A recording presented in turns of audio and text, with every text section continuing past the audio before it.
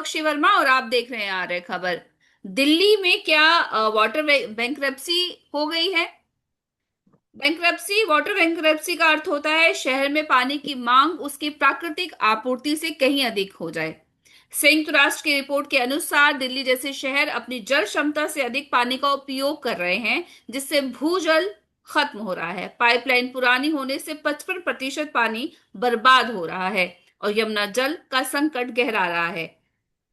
तो इसी मुद्दे पर बात करने के लिए हमारे साथ है प्रसिद्ध पर्यावरणविद गुंजन मिश्रा जी। गुंजन मिश्रा जी, आपका आर्य खबर में बहुत बहुत स्वागत है। सबसे पहला नमस्कार, सवाल तो धन्यवाद। यही है कि जिस तरह से ये वाटर बैंक्रप्सी की बात हो रही है, इसे आप किस तरह से सरल भाषा में समझा सकते हैं या बता सकते हैं? देखिए मैम, वाटर बैंकरप्सी या जल दिवालियापन, इसको अगर हिंदी में कहा जाए तो जल दिवालिया। जब आदमी दिवालिया हो जाता है तो चाहे वो फाइनेंस के तौर पर हो या किसी भी रिसोर्स के तौर पर हो, तो उसको एक तरह से बैंक करप्ट माना जाता है या बैंक करप्सी माना जाता है। तो उसी तरह से पानी को लेकर है कि जो वाटर बैंक करप्सी है, ये जल दिवालियापन जो है, वो जैसा कि आपने बताया कि जब आप प्रकृति से आ, अधिक लेते हैं और लौटाते कम हैं, रिचार्ज कम करते हैं और ग्राउंड वाटर लेते ज्यादा हैं, तो स्वाभाविक सी बात है कि आपका जो बैंक बैलेंस है, जो पानी का बैंक है, वो उसका जो सेविंग्स है, जो उसका अकाउंट है, वो धीरे धीरे उसकी जो सेविंग्स है वो घटने लगती है। और वो इस हद तक घट जाती है, पानी का स्तर इस हद तक नीचे चला जाता है, भूजल स्तर इतना चला जाता है, नीचे चला जाता है कि उसको एक लिमिट पर या एक स्तर पर हम ये कह सकते हैं कि अब देश या क्षेत्र या जिला, हमारा बैंक, वाटर बैंक करप्ट हो चुका है। यानी कि हमारे पास पानी की कमी हो चुकी है।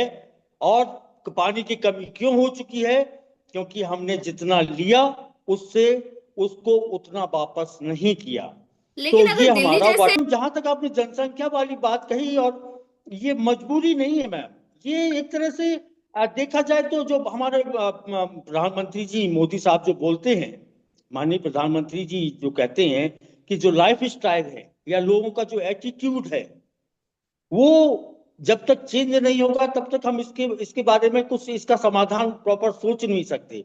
और जहां तक दिल्ली की बात है, तो दिल्ली में अब स्वाभाविक सी बात है कि पॉपुलेशन ज्यादा है, पॉपुलेशन डेंसिटी ज्यादा है। और इसके अलावा भी कई कारण हैं इस वाटर बैंक करप्सी के। जैसे कि हमारा जो पानी है, जो फ्रेश वाटर है, वो लगभग 60 to 70% तो हमारा एग्रीकल्चर में यूज होता है। हम्म पहली बात तो एग्रीकल्चर हो गया, फिर उसके बाद आपका पॉपुलेशन ग्रोथ हो गया, तीसरा आपका अर्बनाइजेशन हो गया, शहरीकरण हो गया। जैसा दिल्ली की बात कर रही हैं आप कि दिल्ली की डेंसिटी देख लीजिए।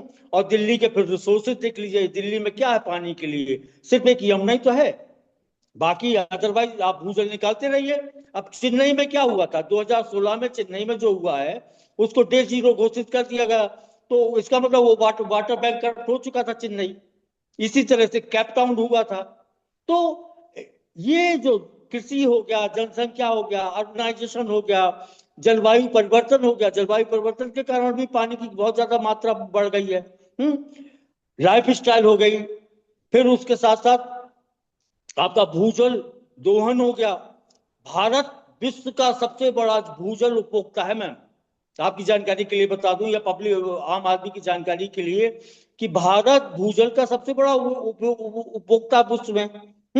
इसके अलावा हमारे हमारा जो वाटर टैरिफ है या पानी का जो मूल्य है हमारे यहाँ, वो शून्य है। तो जब किसी चीज का हमें मूल्य नहीं देना पड़ रहा है या कोई हमें कीमत नहीं चुकानी पड़ रही है, तो स्वाभाविक सी बात है कि हम उसका मनमाना उपयोग करते हैं, मनमाना दोहन करते हैं।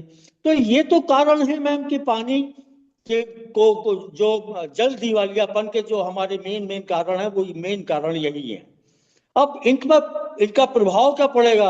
अब पानी, वाटर बैंक करप्ट होने का प्रभाव जो है, वो स्वाभाविक सी बात है, जैसे कि मैंने आपकी कृषि की बात की, तो स्वाभाविक सी बात है कि खाद्य सुरक्षा पर असर पड़ेगा, आर्थिक विकास प्रभावित होगा, सामाजिक और आर्थिक असमानता बढ़ेगी। जल संघर्ष होंगे, कन्फ्लिक्ट होंगे वाटर के लिए, स्टेट में होंगे, फिर कंट्रीज में होंगे, डिस्ट्रिक्ट में होंगे, एरिया में होंगे। तो इस तरह से जो वाटर कॉन्फ्लिक्ट है वो बढ़ जाएंगे। ऊर्जा उत्पादन ये प्रभावित होगा आपका, क्योंकि ऊर्जा सीधा सीधा पानी से संबंधित है। फिर माइग्रेशन बढ़ेगा आपका, पलायन होगा लोगों का, एम्प्लॉयमेंट प्रभावित होगा, वुमेन एम्पावरमेंट प्रभावित होगा, हेल्थ इश्यूज होंगे। तो इस तरह के इनके जो वाटर बैंक करप्सी के इस तरह के इनके प्रभाव होंगे, इनके इम्पैक्ट पड़ेंगे।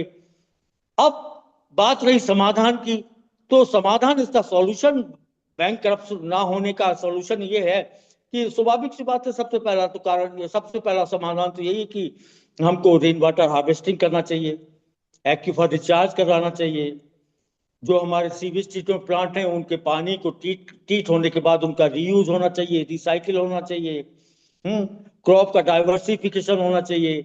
ऐसी क्रॉप्स हमको उगानी चाहिए जहां पर पानी की कम मात्रा उपयोग में लाई जाती हो। जैसे कि हमारे यहाँ जो होता रहा है पहले, हमारी जो पुरानी फसलें थी, जो मोटे अनाज जिनको कहा जाता है, सवा, कोदो, कुटकी, ज्वार, बाजरा, इनको कहा जाता है, ये इनमें पानी की खपत बहुत कम होती है और न्यूट्रिशियस भी होते हैं ये हेल्थ पॉइंट ऑफ व्यू से। तो इस तरह से हम इनके समाधान खोज सकते हैं। दूसरा, जो हमारे प्रकृति के जो हमारे साइकिल हैं, चाहे वो नाइट्रोजन साइकिल हो, चाहे हाइड्रोलॉजिकल साइकिल हो, चाहे कार्बन साइकिल हो, जो हमारे, इनका बैलेंस हमको बहुत जरूरी है, इनका बैलेंस रखना चाहिए, इनको संतुलित रखना चाहिए, फॉरेस्टेशन करना चाहिए, ऑर्गेनिक और नेचुरल फार्मिंग करना चाहिए। तो इस तरह से इनके समाधान भी हैं। तालाब बनाने चाहिए छोटे छोटे हमको, जो रेन वाटर हार्वेस्टिंग के जो हमारे नियम है, कानून है, जैसा कि हर स्टेट में अभी, लगभग हर स्टेट में भारत में, कुछ स्टेट में अभी ये लागू कर दिया गया, मैंडेटरी कर दिया गया कि रेन वाटर हार्वेस्टिंग कंपलसरी है। अगर आप मकान बनाते तो रेन वाटर हार्वेस्टिंग कंपलसरी है उस मकान के लिए। तो इस तरह के कुछ नियम कानून भी होना चाहिए जिनसे हम इस पे हम इनका सॉल्यूशन पा सकें। और इसके अलावा जो भारत सरकार की पहल है, इसी पे आधारित है। आप देख लीजिए भारत सरकार जो पहल कर रही है, चाहे वो अटल भूजल योजना हो, अटल भूजल योजना के अंतर्गत आपके तालाब हो गए, और भी चेक डैम वगैरह हो गए, ये सब बनवाए जा रहे हैं। जल जीवन मिशन हो गया, हाँ, राष्ट्रीय जल नीति हो गई, वाटर पॉलिसी हो गई, नमामि गंगे के कार्यक्रम हो गए। नमामि गंगे के अंतर्गत कई नदियों का, चाहे वो गंगा हो, चाहे बड़ी नदियां हो, चाहे छोटी नदियां हो, उन सबका पुनरुद्धार का कार्यक्रम चला हुआ है। वर्षा वर्षा जल संचयन, इसकी रेन वाटर हार्वेस्टिंग, नहीं, इसको इसमें तो कंपलसरी ठीक कर है, दिया जाए। योजनाएं तो बनती हैं, सब लेकिन अगर कारगर रूप से देखा जाए तो अभी जमीनी स्तर पे तो ऐसा कुछ दिखता नहीं, क्योंकि दिल्ली के ऐसे बहुत सारे इलाके हैं जहाँ पे अभी गर्मियां शुरू होंगी और मारामारी शुरू हो जाती है, बहुत बुरी स्थिति में रहता है। तो अभी दिल्ली जो है वो इस संकट से तो जूझ ही रहा है। इवन सर्दियों में भी दिक्कत रहती है, अभी गर्मियों में तो हाल बेहाल होगा कुछ ऐसे एरिया में जहाँ पानी की सप्लाई का बहुत बड़ा इशू है। आपकी बात बिल्कुल सही है मैम, और ये दिन पर दिन बढ़ेगा, ये कम नहीं होना है। क्योंकि जिस हिसाब से अर्बनाइजेशन हो रहा है, जिस तरह से अर्बनाइजेशन ग्रोथ हो रही है, जो अर्बन जो पॉपुलेशन ग्रोथ है, उसका पैटर्न उठा के देखिए तो उससे साफ पता चलता है कि हम लोग कितने रिस्क पर हैं। वाटर बैंक करप्सी के कारण किस रिस्क पर हैं हम लोग, उससे साफ पता चलता है। उस ग्राफ से साफ पता चलता है कि जो हमारी पॉपुलेशन ग्रोथ हो रही है, या जो अर्बनाइजेशन हो रहा है, सड़कें बन रही हैं, कंक्रीट के मकान बन रहे हैं, तो वाटर कहाँ से रिचार्ज होगा? एक तो बात यही है ना। तो ये सब चीजें हमको कंसीडर करना चाहिए, और हमारी नीति निर्माताओं को चाहिए, हमारी पॉलिसीज मेकर्स को चाहिए कि इन सब चीजों को उसमें नीतियों में हमारे इंक्लूड किया जाए, ताकि हम उस एक पार आ सकें। अगर पूरी तरह से नहीं आ सकते, हम पूरी तरह से सक्षम नहीं है, तो कम से कम एट पार तो हो सके, कि कम से कम हम इतना पानी तो हम रिचार्ज कर सकें जितना हम उपयोग में ले रहे हैं। तो ये सब चीजें हमारी जो हैं, ये हमारे पॉलिसी मैटर्स हैं, इन पर हमको ध्यान देने की जरूरत है, स्वाभाविक सी बात है। और दिल्ली ही क्यों, आप मेट्रो उठा के, विश्व में किसी भी मेट्रो में उठा के देख लीजिए, वो पूरी तरह से, जितना भी हमारा जो शहर है, चाहे वो बड़े शहर हो चाहे छोटे शहर हो, उनका जो डेवलपमेंट है वो पूरी तरह से पानी पर निर्भर है। पानी का मतलब नदियों पर निर्भर है। भारत देश में देख लीजिए, दिल्ली यमुना पर निर्भर है, यूपी में लखनऊ गोमती पर निर्भर है, भोपाल में इसी तरह से तालाबों पर निर्भर है वो। इसी तरह से हर जगह कहीं ना कहीं कोई तालाबों पे, कोई नदियों पे, कोई कुओं पे, कोई बावड़ी पे, तो इस तरह से हर जगह कहीं ना कहीं हमें पानी के स्रोत चाहिए अपने विकास के लिए, अपने अपने आप को मेंटेन करने के लिए। तो ये सब चीजें तो हमारी नीति में और स्वाभाविक शामिल होना ही चाहिए, ये सबसे पहला। और अब ऊपर से तो करेला और नीम चढ़ा वाली बात हो गई, अब तो क्लाइमेट चेंज की भी बात होने लगी है। हाँ, अब ये रिसेंटली, अभी हाल ही में एक स्टडी हुई है, एक अध्ययन हुआ है, जिसमें ये कहा गया कि क्लाइमेट चेंज के कारण भारत की जो जीडीपी है वो 2.5% घट जाएगी 2030 तक।